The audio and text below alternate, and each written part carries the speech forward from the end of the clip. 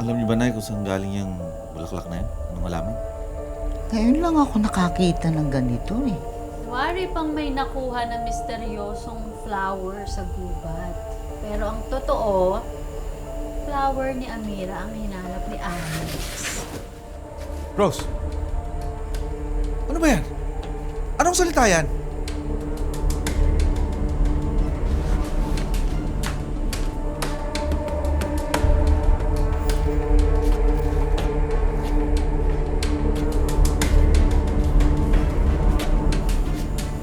Kalimutan niyo yung sinabi ni Rose na yan, ha?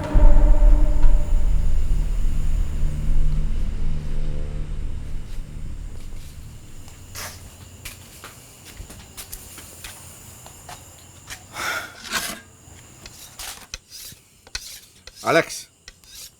Halika nga rito, mag-usap tayo.